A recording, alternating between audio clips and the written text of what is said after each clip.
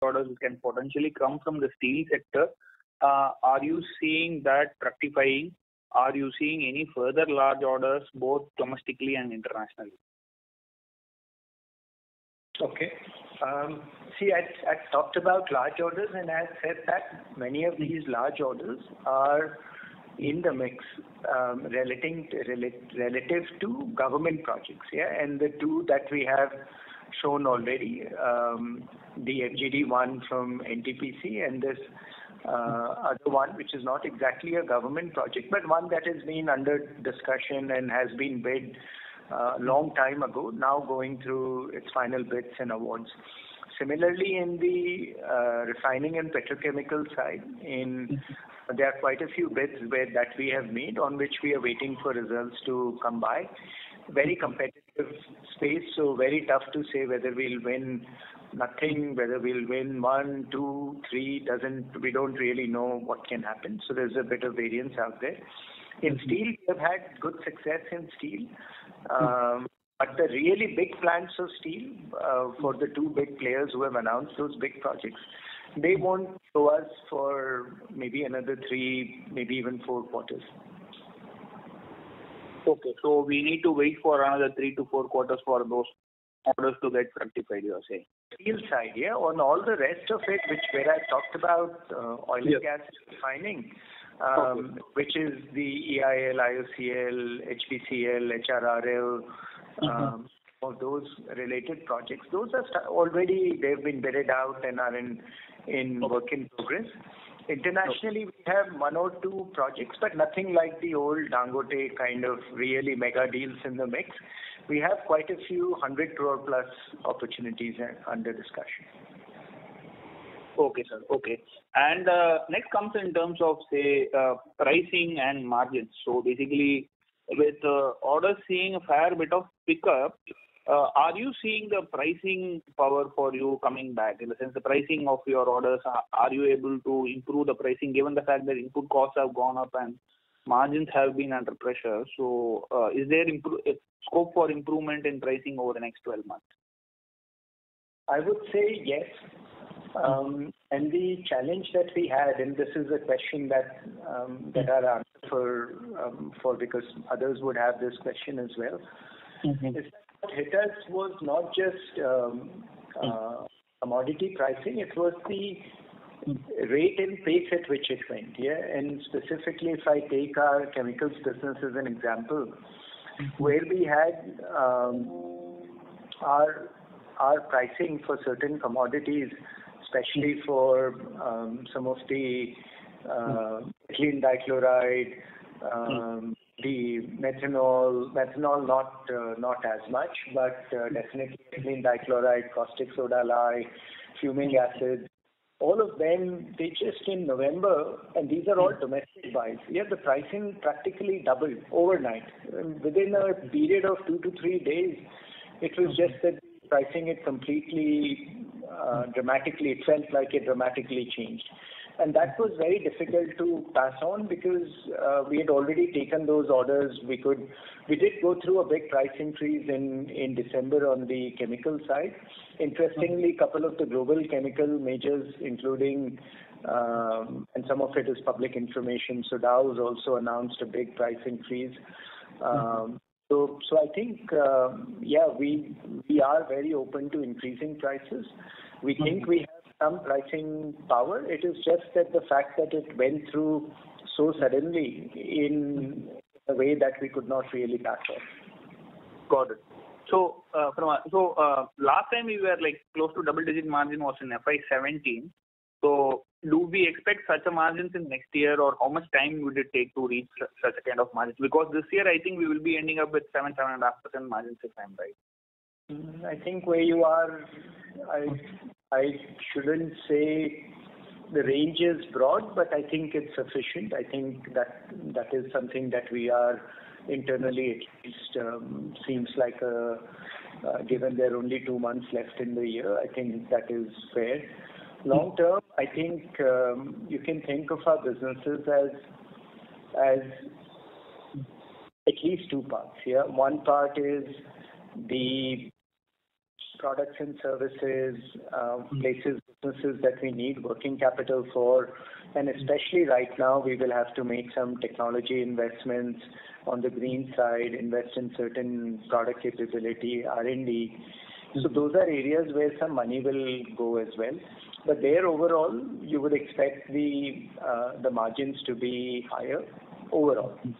On the other side, we have got certain of our project businesses where it will be understanding the competitiveness of India will be tough to get the PBT at least to 10% margins. And tough meaning that is not something that we plan for as well.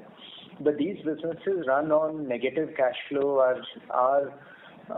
we think are accretive from a value generation, cash generation perspective, and very integral to the overall Thermax story around being able to help our customers on energy sustainability.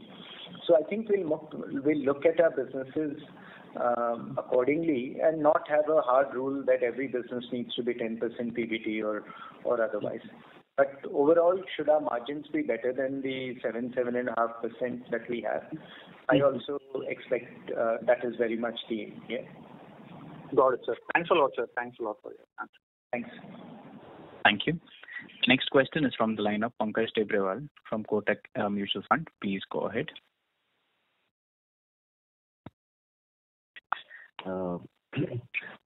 My question was most likely on a medium to long term basis. We all acknowledge the fact that the way Can you speak a little louder, please? Thanks. Yeah, can you hear me now? Loud and clear? Better. Yeah. So we all acknowledge the fact that the way energy will be produced and consumed going forward will be quite different. Can you lay down your thought process from a growth perspective of the company in the view of changing landscape in the energy sector? And how do you see Thermax evolving as a key player in the entire value chain? And I think that will be very, very important from our perspective. And second, from a capital allocation, now we have more than 2,000 crores cash on the balance sheet.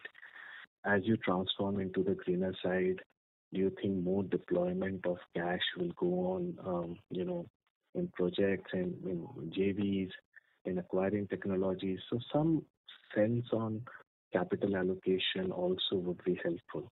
So these are my two broad questions, nothing related to this quarterly, but more on a sense where the company is going through. Thank you. Thank you. And a very thoughtful two sets of questions. I'll do my best to do justice to both of them. To the first one, what does Thermax do well today?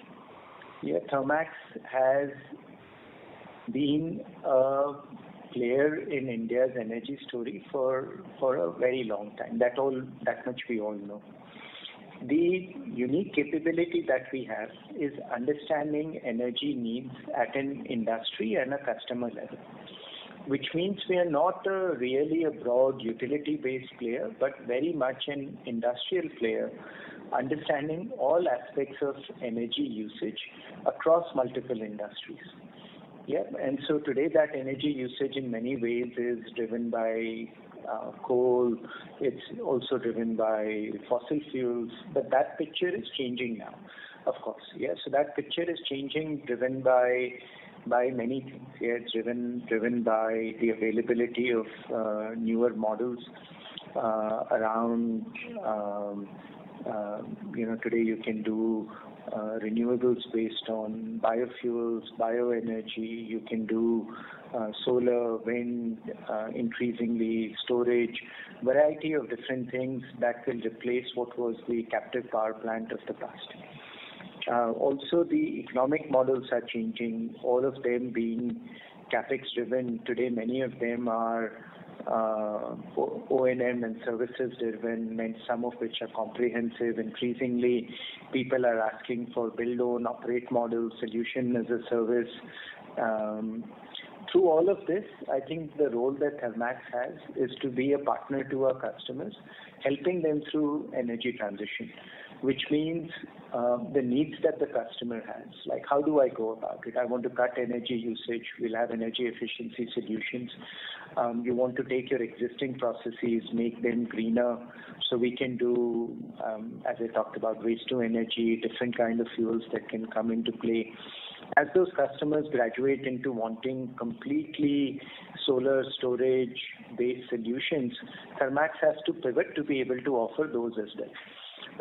So the whole capability around growing services in a much bigger way, adding solution capability where we have our TOSL model today, which is build, own, operate, which is growing quite well, continuing to push adding solar optics, adding solar storage to some of those solution capabilities. And then finally, in this green hydrogen world, where our capability has to come about, those are the broad areas, but all of them are targeted around helping our customers through energy transition. So that's the first part of your question. The second part is practically answered by the first, which is where will our money go in allocation? It will go towards these things. Yeah, we will add little bit for adding digital capability. We will add and continue to build our solution capability, offering utility as a service. And then finally, as we find the right entry points into new energy around hydrogen, we will look to make those and make sure that we have enough on our balance sheet to be able to make some of those moves. I hope I answered your questions, yeah? Yeah. Thanks, Ashish. I think a large part of it has been addressed. Thank you. I wish you guys all the best. Thank you. The next question is from the line of Nitin Arora from Axis Mutual Fund. Please go ahead. Thanks for taking my question. The first question is, when we look at your commentary in the last 3-4 quarters, you're saying it's a very broad-based recovery. Can you speak up a bit louder again? Sure, sir. Am I audible now? Okay, so my question is that when we look at the last 3-4 quarters, you've been saying that it's a very broad-based recovery that is happening in the economy, and for you and what you get in the orders. But when we look at you going after FGD, I think it's a big order which came from a private player which has his own issues in the past of payments. You won a very high size, good size order. And also I think you are L1 in one more FGD order which is from the NTPC. So can you help us? It's very contradictory, because if it's a very broad-based recovery, why would you go ahead and take a very low margin, very thin margin business orders? Can you help us understand if the other industries, obviously there was a pent up because that our sector, cap goods, saw very late recovery when consumption went up. So is this something the other sectors now are slowly coming back to the pre-COVID kind of consumption which we have seen across sector? So is ordering something coming limited to orders like 100-200 crores? So eventually you have to, fill the orders from the LGD side. Can you help us understand that? That's my first question.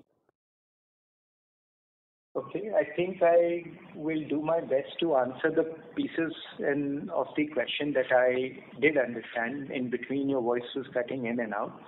But specifically, if I rephrased your question, is around FGD, the reason to take these L1 FGD orders when we were having margin pressure on the ones that we already had. So, and why would we go do that when there is a broad-based recovery overall as well?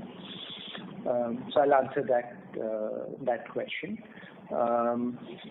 The fact that there is a broad-based recovery is shown in the fact that even outside of the FGD order, we are now north of 600 crores, and the next biggest order was much smaller. Yep. So even below 200 crores. So it was overall continuing to that trend that we had talked about of a broad-based recovery very much holds. We have got a few more bigger orders, or big orders, not bigger orders, but big orders also in the mix that we will see as and when they show up, depending on whether we are those or not. Now let me take the FGD question specifically. The first two FGD orders that we got, we were brand new in the market, and I think the overall industry in India is also relatively nascent. Here the pricing was set by the few NTPC rounds that happened before we entered. But because we had really good technology out here, we did want to enter into this at the right levels.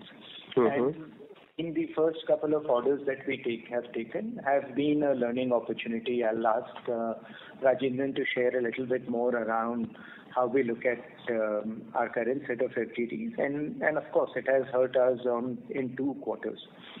The question then is, why did we go bid for the next two?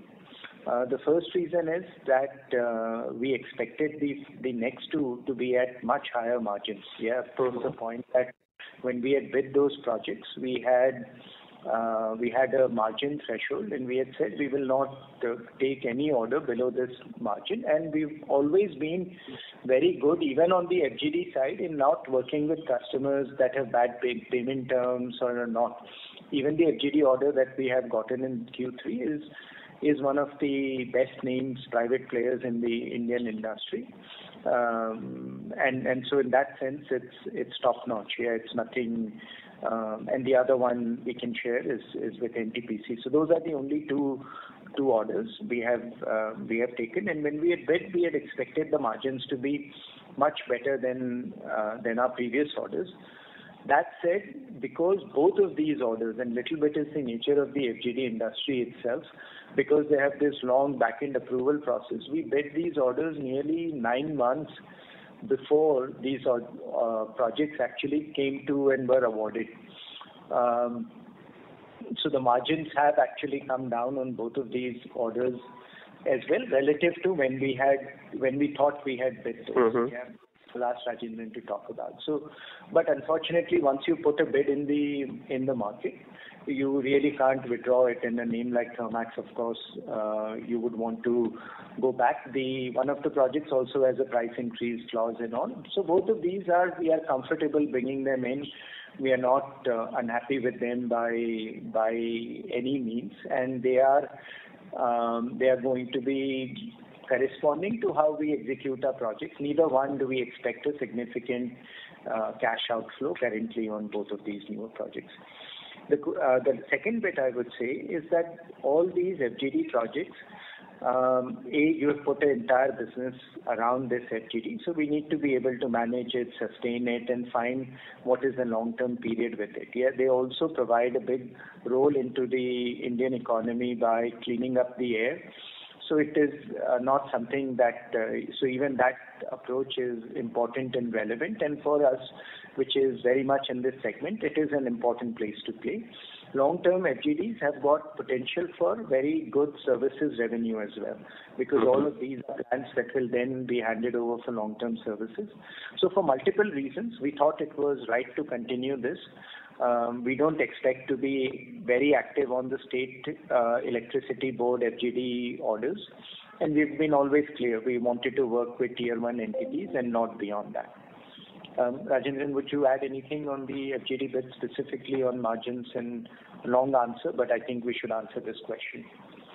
Yeah, so I think, Ashish, I think you covered most of it. I may not have much to add, except to state that the first two orders, there has been impact of COVID as well because of the delayed timeline of execution. So we would have our overheads panning out in this period, impacting us, number one.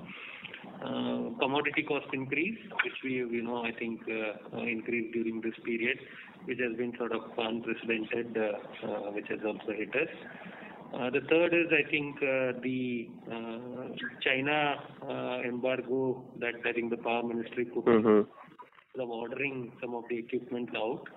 So we have had challenges on that, some cost increases, and I think also a learning opportunity for certain FOAK kind of costs have also been there.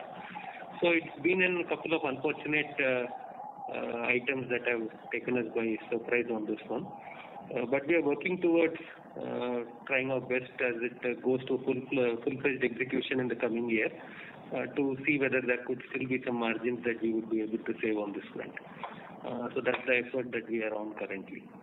Got it. This is helpful. Just second question, more of a clarification. In chemical business, even in the last quarter, it's more of a price hike than the volume growth. Even in this quarter, has there been any volume growth? It's morely large-led price, because when I see the chemical companies, they're reporting almost the volume growth to be flat, negative, whereas it's showing more of a pricing growth. So just one clarification on that. You're talking about a chemical business, right? Yeah. Yes. So I think we've had volume growth as well, which you would have noticed on the back of our additional capacity at our Dahej plant, phase 2 capacity addition that we had done. So I think the volume increase has clearly happened. But I think Ashish explained to you earlier about the sudden price correction that we faced on domestic chemicals, which we were sourcing. And I think we've had orders to execute in hand, and which wherein the price corrections could not have been implemented. And that's where I think we have faced this challenge. Got it. Thank you very much. I'll come back in the queue. Thank you. Thank you. The next question is from the line of Ankur Sharma from HDFC Standard Life Insurance. Please go ahead. Yeah, hi. Good afternoon, and thanks for your time. Three questions from my side. One, when I look at your energy segment sales for the quarter, that's grown by about 9% off a fairly weak base of last year. At the same time, the order book for this segment actually has grown fairly well, last 2-3 quarters also when I look at it. And even this quarter, the order book is, I think, upwards of 30%. So, what's leading to this low growth here? Is there some, customer-driven deferrals of orders? Are we facing some other challenges in any specific large order? If you could please talk about that. Okay, so I'll answer and I'll ask Rajendran to add also. If you remember, Q3 last year was coming from a Q1 and Q2 kind of a complete shutdown and partial recovery in Q2, and in Q3 kind of there was a bit of a release of load of finished goods that were under production and all that. So Q3 had shown a jump. When you take a look at what's happening now is that we have seen for the last 2 or 3 quarters good growth across the board. What that has meant is that some of our shorter turnaround businesses, which is like our heating boilers and to some extent our chillers also, our services business, they are the only ones that are coming in and what is shown up in that 9%. Those businesses have grown well beyond that 9%. Meanwhile, in the bigger orders where our backlog had come down quite substantially a year ago after 4-5 months of COVID, there the backlog is built up very, very nicely, but they will release, most of those will go through execution and come out in this Q4 and in overall in the quarters. So we don't see any major concern out there. All the orders have been taken with some amount of thought, and we think we still have capacity to take in more large orders as well overall. So we don't see a concern. And overall, we are not. I think now we are finally in a place where execution is going smoothly. Yeah, across the board. Even on the FGD side, this is last few months have been the best from an execution point of view. Limited hiccups, the rains are behind, the China issue is behind, limited COVID shutdowns. So we are now executing quite well, and across the board, I think we are happy with overall the speed of execution. Rajendran, would you add anything on this? No, nothing. I think we clarified. Okay, fair. And just on the margins as well in the energy business, again, I think, fairly weak this quarter. And you did allude to the fact that, RM prices went up, I think specifically on the chemical side, but I'm assuming you would have seen similar, impacts in energy. But more from a slightly longer term, what kind of internal targets do you have in mind on the energy business, in terms of EBIT margins over the next couple of years? So, Ankush, I think that would be difficult to answer honestly because we have quite a mix of businesses within the energy segment and multiple projects, and I think in some of the larger businesses. And I think to be able to give you an margin expectation on that front would be a bit difficult. So that excuses on that front. Fair.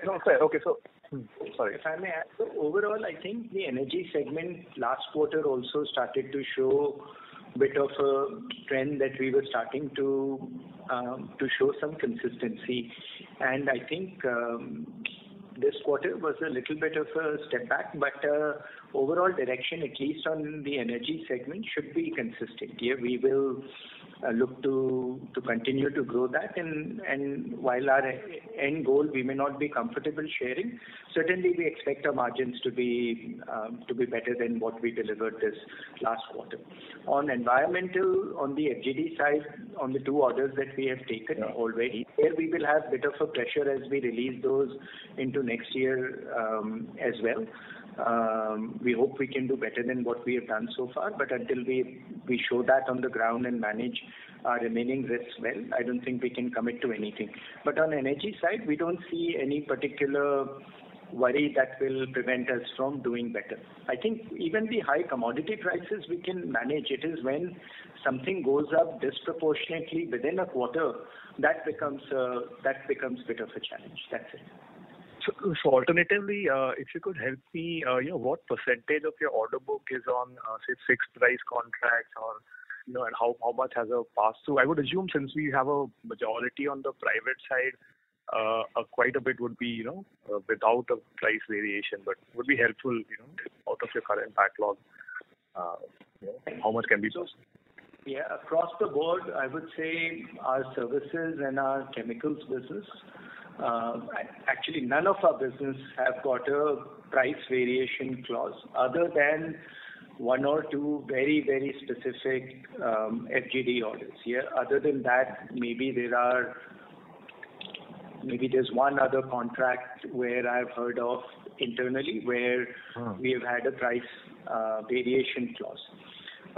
Overall, though, on the large projects that we take in, I think we have talked enough about FGD and the first of its kind, the unique. If I take all that out, most of our larger projects, in fact, our largest project business, which is our large boilers business, it's better than expectations, has done better than its standard margins, showing great ability in both these large, long-run range businesses.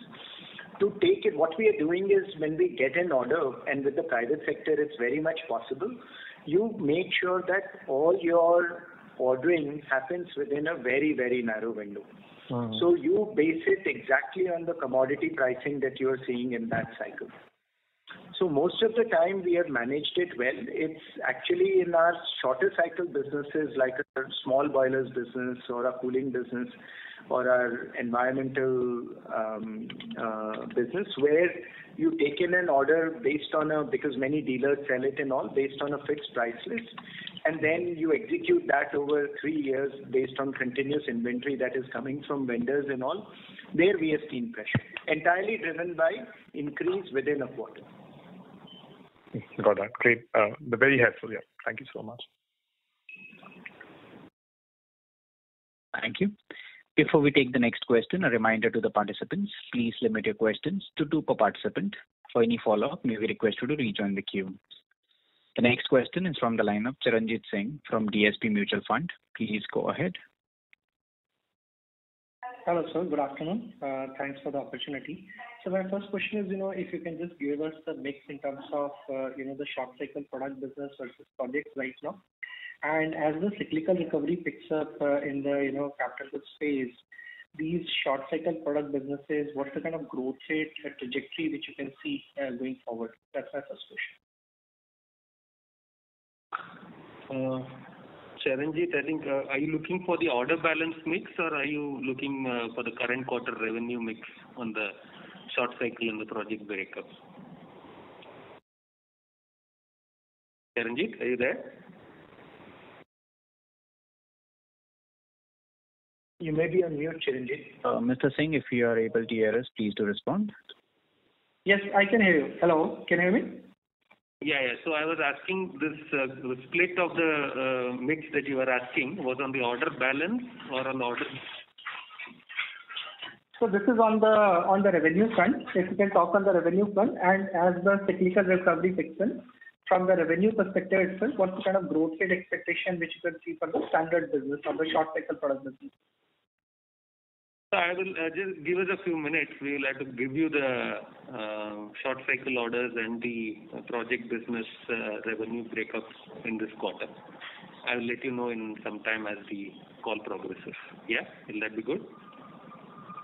Okay, that'll be fine. Yeah. Hello. Yeah, can I go ahead with my second question? Yeah, please. Yeah.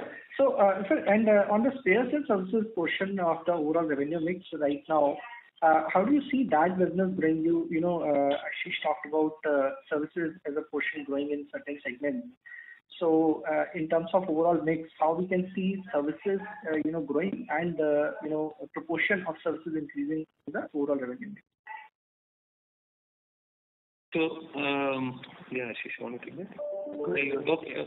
So currently, I think, as you will realize that our product and project businesses order book and order book is at a good high in terms of the domestic scenario.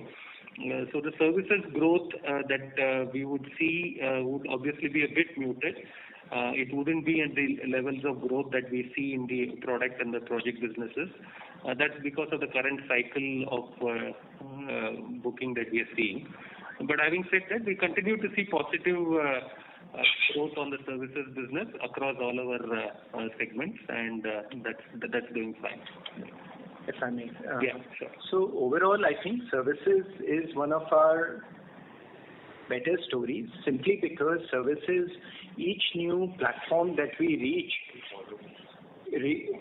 increases the baseline for all future ones. Yes, so services is not one like a big order that will go up and go down.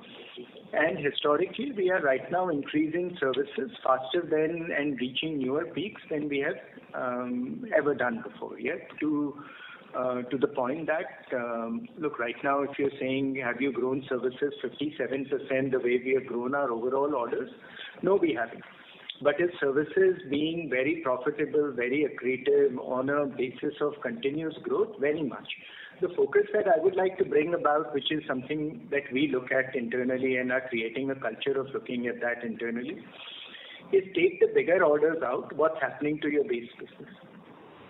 Yeah, and the base business, which for Thermax pre-COVID would also have been of the order of 1,100, 1,200 crores, is now gotten to this point of 1,500, 1,600 crores, which is entirely driven by incremental continuous growth in services, growing channels, growing products, growing capabilities. So it may not grow 57% like a big project that comes in can result, but it does provide a lot of continuous improvement, which we really, really like.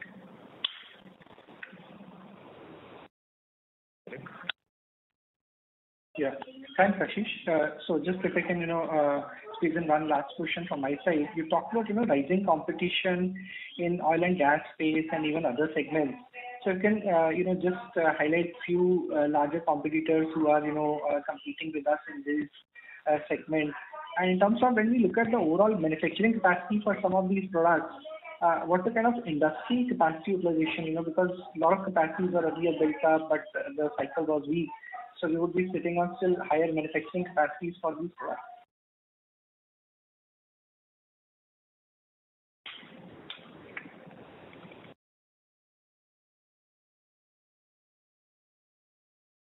Hello. Hello. Yeah. Yeah. Hello. And your second question wasn't. My question was on the competition. Is you have talked about increasing competition in the oil and gas space, and even in the other segments. So if you can touch upon, who are the key competitors which we are seeing here, and in terms of the overall, industry manufacturing capacity, what are the kind of utilization levels? Because there might be a lot of idle capacities which could be lying in the spaces of, maybe boilers or other, industrial components. Okay. So to the first point, I don't think the competition has increased here. It is the same set of competitors that we have always had. So it's not but because the oil and gas projects tend to be government tendering based projects, it would be not right to speculate on what is the likely outcome of any of those big ones, which is why I said we don't know what it will come back as, but we have bid on quite a few projects. The competitors are the same ones. Yeah, maybe here and there a little bit change, but no dramatic change as such. In terms of capacity utilization, we are reaching a point where in many cases our own capacity for a certain slot or otherwise is starting to get to the point that we are getting filled up. In most of these cases, we understand which portion of that activity needs to be outsourced. We have a whole network of external partners. We never get the entire boiler built out, of course, but intermediate portions. Yeah, things like fabrication of very specific items. All that we will go out to external vendors for. I think overall we can manage the capacity bit right now. It's not come down to the point that we would say no to an order because there is no capacity, but that capacity availability is getting tighter and tighter. Yeah, and as we finish this year with more than 8,000 crores of orders, the run rate that gives us in certain areas and certain parts of our business, depending on the slotting, capacity is getting tight for sure.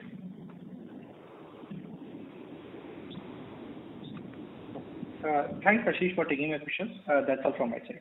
Thank you. Yeah, Ranjit, I think we just wanted to answer your question on those percentages. So projects would be about roughly 50% plus, products would be about 30-35% plus, and the rest would be services. Thank you.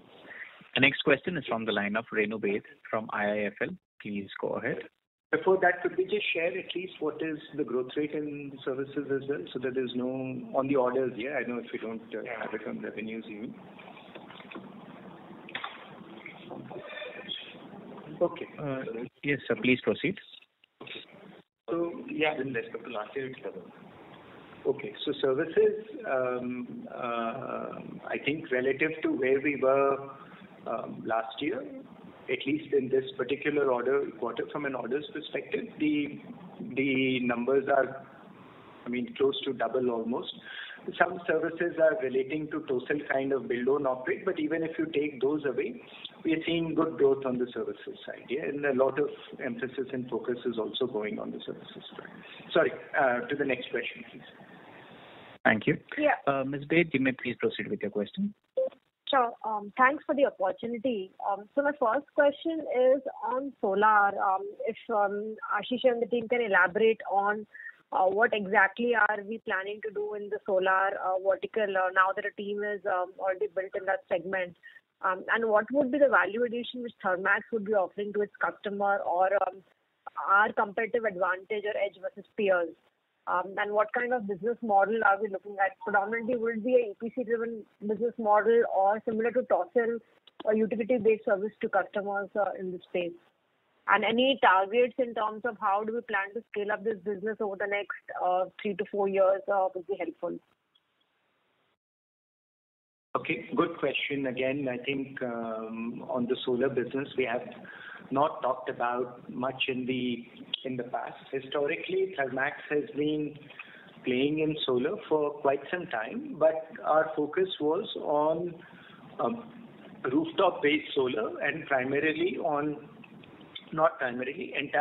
capex. Yeah, so we were doing sub 5 megawatt rooftop projects for our customers, doing them fairly well, but entirely on a capex side. Over the last year or so, we are seeing a lot of our industrial customers coming back and saying they need more, which means they are asking for much higher megawattage. They are asking for solutions like round-the-clock storage, lot more complexity in terms of need, and most importantly, asking for OPEX kind of solutions. We think we understand the industrial customers quite well, and and the use of energy at these industrial customers quite well, which means our overall capability to know how energy gets used at variety of industrial plants is quite nice. We also have fair bit of connect with these customers based on serving their energy needs for a long period of time. We understand project execution capability quite well as well, and we are not afraid of technology like integrating different elements on storage, multi-generation, biomass. Integrating all of those is something that we actually think we have a strength for, and that strength can tomorrow be taken to hydrogen as well. So with that in mind, we have changed our tack on the solar side with aggressive growth plans, putting in a whole team, which is in addition to the old solar team that we have, several industry domain experts who have spent a good chunk of their careers in solar coming to lead that forward. On the growth side, we have aggressive growth expectations, but as we grow, we will come back and share. We are not going to go do utility solar. Our focus is entirely industrial. So working decentralized but larger solar solutions for our industrial customers. Just a bit of clarification here. So while we would be dealing only with industrial customers, you also mentioned OPEX-based solutions. So would that mean that TOSL kind of services that we are giving to customers on a build-own-operate basis, similar offerings could be looked within the solar umbrella? And if so, how do we look in terms of protecting against the efficiency levels from the solar products? Because we have seen, while customers on the utility side, the scale is different, but people who have been operating it have had problems 5 years, 7 years down the line, especially committing for the same level of efficiency levels. So how do we look at combating some of those challenges within this business? Look, I think the first part to your question is yes, we are going to be offering TOSL kind of solutions on the solar side as well. To the second bit, the technology risk is relatively low. Yeah, there are other things to consider, and this is also potentially competitive. So there would be other risks that come with it. But the technology risk is very much manageable. Many of your, at least on the efficiency side, the products themselves come with very well understood warranties. The people that are coming in and we have got good idea. I mean, and we've been running solar plants for now well above 5 years, where we do O&M in cases. So we have a good idea of how the evolution happens on the O&M side. There's now a lot of data that is available, and overall it does come down to maintaining these, using the right kind of technology, understanding the models, what is the natural degradation curve, how do you balance that off with how do you clean these panels, how do you maintain them, also what kind of projects you get into, where are these panels installed, etc. I think we can manage the technical risk. Yeah, it doesn't worry us. Got it. And lastly, on the chemical side, while you mentioned that some of the peers have taken price hikes and we had a bit of issue last quarter. So where are we in terms of taking on the required price hikes, even oil prices have remained firm in 4Q sequentially as well. So when we look at chemicals margins, where do we see the margins heading in the near term? And from medium term perspective, are we on track for the 20% kind of margins which we were expecting? So on the chemicals, we have done price rises. I think Ashish mentioned it in the start as well. Price corrections have been implemented in the business, and I think we should start seeing that reflecting in the quarter 4. I think, of course, the commodity cost stability in this quarter is also something that we look forward to. That's, I think, something that is something that we have to expect. However, I think on your other bit of question on margins, I think chemicals, we've always targeted better margins than what we have reported this quarter at around 11% PBIT. I think the business has an ability to do clearly 15 to 17% margins. Of course, the earlier year margins of 20 to 26% margins that we have reported were in the backdrop of lower commodity costs, and I think those may not be very sustainable. I hope that should give you the required answer. Yeah, I think. Yeah. Sorry, if I may just add to Rajendran, I think he said that what we performed last 2 quarters on the chemical side was definitely below our expectations. And this particular, we thought we started Q3 by implementing one set of price increases, but we got hit very badly by sets of chemicals, which even in this price cycle had been relatively steady, but suddenly went up. Yeah, like November, as I said, certain commodities went up 2x in price. Yeah, it was just not possible. And freight also, while we have managed to pass more and more, we were not, because we were fighting in an international competitive market. We could not pass on all the freight increase charges. We are now at a place where we have incorporated a big price rise in Q3 already. And if the commodity prices stay where they are, we hope it will stay. Yeah, but I think expecting 20-25% PBTs would be excessive. I don't think that is our aim also. We want to do volume growth, continuous, and we would like to have a profitable business which is in the 15 to 20% range on a continuous repeatable basis. Yeah, that's the goal for our chemicals business. Sure. Thanks much, sir. And one bookkeeping. What is the YTD completion on the FGD old projects which we have in our backlog? That's it. I think we've done with close to 50% at the moment on our one of the orders, the first one that we had. I think the next one would probably be somewhere around 35% or so. Sure. Thank you, sir, and all the best. Thank you. The next question is from the line of Sandeep Tulsian from JM Financial. Please go ahead. Yeah, very good afternoon. So first question is pertaining to, again, on the pricing front. When we look at it from your order inflow perspective, if one were to segregate, I know it's not exactly possible, but what kind of price increases have we taken across the board? So one were to dissect what kind of volume increase you would have seen in your new orders versus the pricing adjustment or increment that you would have done for the new orders that you're bidding, how would this growth in order inflows look like? Of course, excluding that large FGD order that we have booked.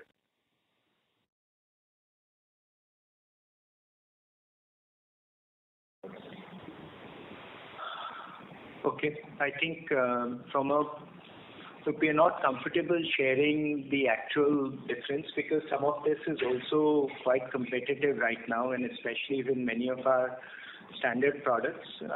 Some of this is very, very competitive information on what kind of price increases we are going through. Suffice to say that the jump we have had is a mix of very good volume growth and price growth. Yeah, so both of them have had a role to play. In coming quarters, we expect even more price growth, but the breakdown between the two, I would say they're both substantial, but without giving exact numbers right now because they're very, very important in the current scheme of things, how we want to run. I would prefer if we don't share that. As I've stated, that it's significant volume growth as well in the numbers that you are seeing. So, intention over here is not to understand the quantum of pricing, but more to understand the business volume growth that you are seeing on an ongoing basis. So, say if I were to ask you what would be the volume growth you would be foreseeing in your orders, say in the next financial year, probably what would you guide for that? So overall, I think I'll see if I can, based on our backlog, give you some sort of volume growth. But I would say... So for new orders is what I'm trying to check on. I didn't get the question. You're saying looking forward, what kind of volume growth would we expect? Volume in the new orders, basically what you're bidding for. If I were to quantify your orders in terms of volumes, what is the kind of growth you're looking in volumes, not revenues? Okay. I think in the chemicals plant, where, for example, specifically we have got additional capacity which is available, we would say at least 2/3 of the increases that you will see in the immediate set of quarters should come from volume growth. Yeah, which means we expect to continue to grow this volume and utilize more and more of our chemicals capacity. Outside of chemicals, where we do, like, there is nothing like a specific capacity to a plant. There is, but it's not like a continuous process. Yeah, these are discrete manufacturing units where you can, and also you've got external fabrication capability and all. So it's tough to indicate what the volume growth that we expect in the future. I will repeat by saying that where we are currently at this kind of run rates in our businesses, we are somewhere between 80 and 90% plant capacity utilization, which is higher than pre-COVID times as well right now. Fair, understood. Second question was pertaining FGD. You have given some quantum of completion of orders. If you can give a roadmap kind of how this will be ramped up over the next 2 years. So was this, say, 100 crore revenue booking what we did in FGD last year, where that number as an overall, as a percentage of revenues would stand in the current as well as next financial year, if you can guide. Thank you.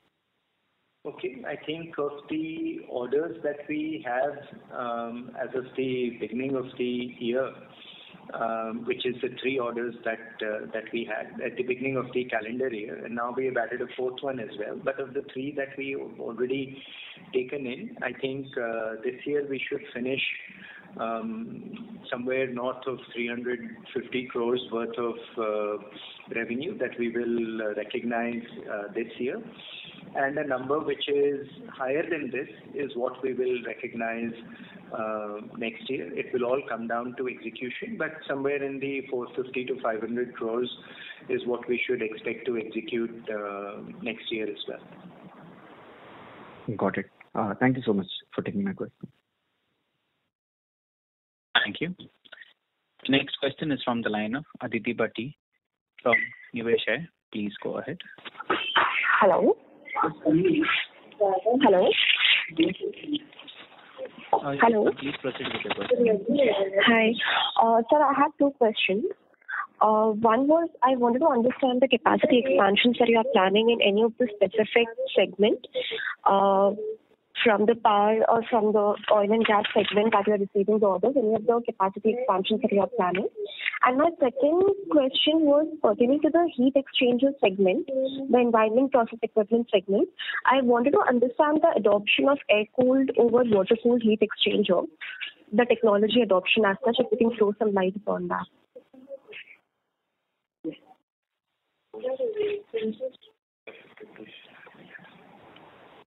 Okay. So first, in terms of capacity, I think I've answered the question previously as well. We do not differentiate in our businesses between like an oil and gas boiler versus a boiler for a different one. We do differentiate our supply chain between large boilers and small and medium-sized boilers. So I don't think the first question as such is an industry-specific question. But in the oil and gas boilers, as I said, in portions where we have supply chain constraints with our internal capacity, we have got good external vendors for, say, a particular machine which is out of capacity. We will reach out to external partners to get that done. So overall, we don't see a big concern right now on supply chain on the backlog that we have taken. If the order inquiry continues to be as robust and goes even more robust, it is possible in the near future we will have to think. But right now, we think we have abundant capacity available. Yes, so that's the answer to the first question. On the cooling side, look, our biggest portion of the business here, which is the bread and butter, is the absorption chillers. The air-cooled condensers and the associated heat exchangers are relatively very, very small portions of our business. And even there, we are looking to become very analytically clear on what is our core capability and what is it that we will do. And there are portions of those business that are actually me too and not of interest to us going forward. And at the right time, we will make those announcements. But overall, that's such a small part of Thermax that it's not very relevant for an analyst discussion, I would say. Okay, where we are big, which is 90+% of our business, is the absorption chillers. Yeah, and there we are market leaders. And the new capacity, the new plant that we added in Sri City, all of that is for absorption chillers. Thanks. I think we are out of time as well. Yeah.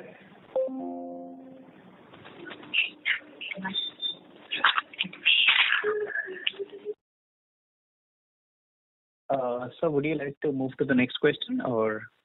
Yeah, maybe we can do one last question. We have one last question in the queue, sir. Sure, we'll do the one next last. question is from the line of Harsh from Jefferies. Please go ahead. Yeah, hi. Thank you for the opportunity. So I just have one question. So what percentage approximately would account for order book and order booking from the private sector?